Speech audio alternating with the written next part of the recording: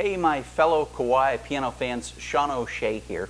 Today I would like to explore CP sound layering, specifically on models CP3, CP2, and CP1 Digital Grand. The sound layering or combining operates a little bit differently than a lot of our other models or competitive models for that matter.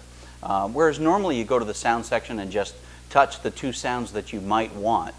It operates just a little bit left of center on the CP series, and that's because we have such an enormous palette of sounds.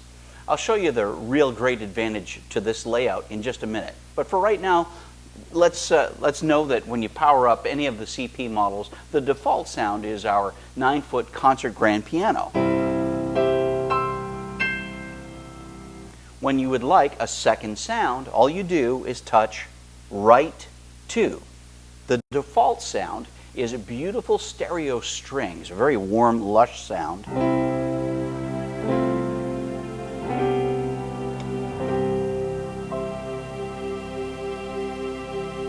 And you can verify that by just looking into your beautiful, big, full-color touchscreen to check that out.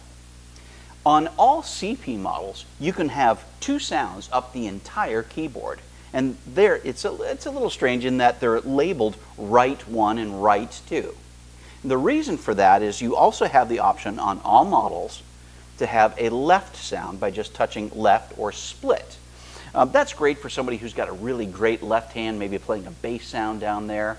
If you're using the accompaniment section, you might like an organ sound or synth pad or people singing, something like that, to fill in the sound down there, especially great for organists. But for piano purposes, we're pretty much going to stick with the ones that are labeled right 1 and right 2, and that really means all 88 keys, unless of course that left hand is enabled.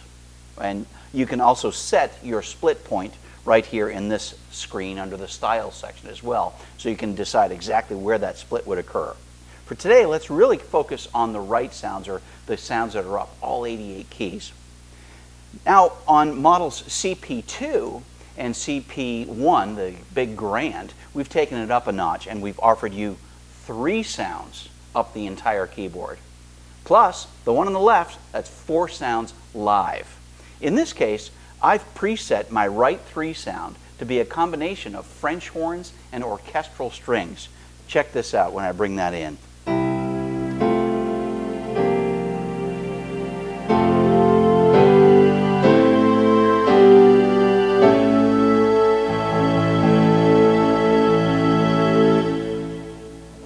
So watch what happens in my screen. I start out with the piano, I bring in the strings, and then I top it all off with the French horn and strings. You can verify that right here in the screen at all times. Here's where it gets really fun. I like bringing parts in and out during a song, kind of like I'm the big orchestra leader and I have everything right at my fingertips, at my very whim of what I'd like to create. What I love to do is start out with the piano and the strings, play a little something, and then touch right 1 and shut it off, taking the piano away and leaving the focus just on those beautiful strings. Then I'm going to touch right 3, bring those French horns back and focus on the big orchestral sound. And then I'm going to cap off the piece with bringing the piano back again. And watch how easy it is to bring that in and out. So again, we're going to start with piano and strings.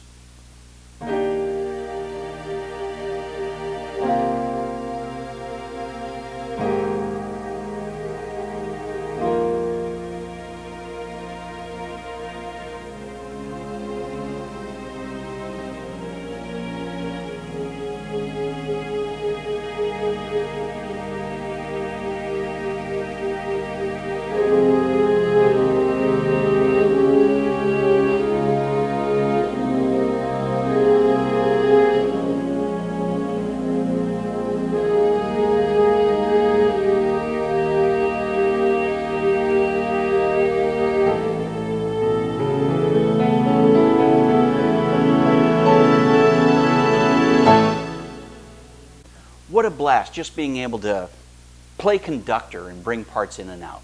Most of all, don't be afraid to push buttons. If you want to change these sounds to something else, bring in an organ sound or a choir singing or a guitar playing, that's up to you. You've got this enormous palette of sounds. Don't be afraid to experiment. And if you need help, we're just a phone call or an email away. Thanks for watching. Let me know if you have any other questions or special topics you'd like me to tackle. I'll be happy to help.